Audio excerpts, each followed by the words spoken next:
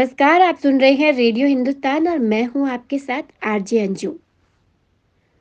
गुरुकुल क्या वापस लौटेगा? गुरुकुल से निकलते थे वर्ल्ड क्लास के आर्किटेक्ट और टेक्नोक्रेट।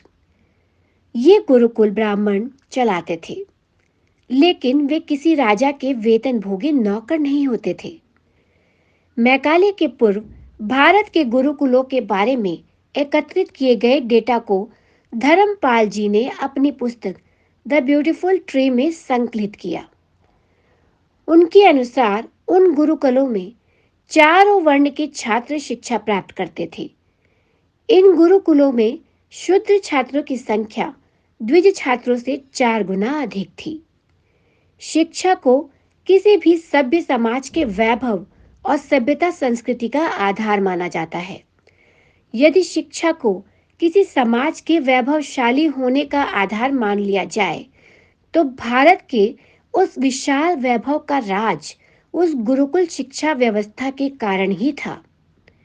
ये व्यवस्था जब तक भारत में जीवित थी, किसी भी भारतीय को किसी विदेशी भूमि में जाकर गिरमिट या मजदूर बनने की आवश्यकता नहीं पड़ी। विल दुरंत अपनी पुस्तक द केस फॉर इंडिया में उस वैभव के बारे में लिखते हैं। मनुष्य के मस्तिष्क और हाथ से बनने वाली दुनिया की सबसे बहुमूल्य वस्तुएं, जिनका मूल्य या तो उनकी उपयोगिता के कारण था या फिर उनकी सुंदरता के कारण, वे सब भारत में हजारों वर्षों से निर्मित होती आई थी। जब अंग्रेजों ने भारत की धरती पर कदम रखा, भारत में दुनिया की विशालतम इंडस्ट्री थी। ईस्ट इंडिया कंपनी का उद्देश्य भारत के इस इंडस्ट्री से उत्पन्न होने वाले वैभव को लूटना था। अभी हाल में भारत के विदेश मंत्री ने अंतरराष्ट्रीय मंच पर घोषणा की कि मैकाले के पूर्वजों और वंशजों ने 45 ट्रिलियन डॉलर की लूट की। जी हाँ, 45 ट्रिलियन डॉलर की लूट की थी।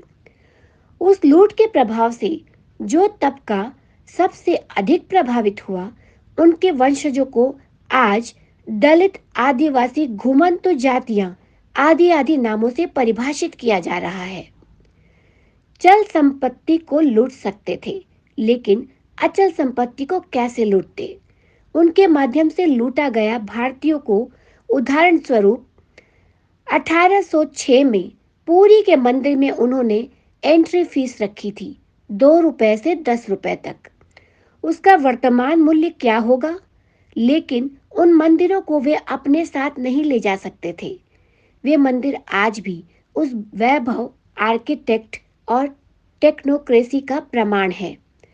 भारत में आज भी लाखों ऐसे मंदिर हैं और भवन हैं जिनका निर्माण हजारों वर्ष पूर्व इन्हीं शुद्ध या दलित कहे जाने वाले आर्किटेक्ट्स के पूर्वजों ने किया था।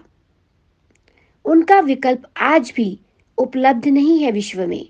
वे ज्यामिति की आधुनिक कही जाने वाली फ्रैक्टल ज्योमेट्री के सिद्धांतों के अनुसार बनी है।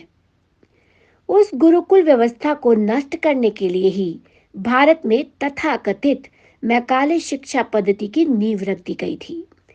इस पद्धति से निकले भारतीय किसी भी रोजगार के लायक न बचे, सिवा बाबू या एडवोकेट बनने के।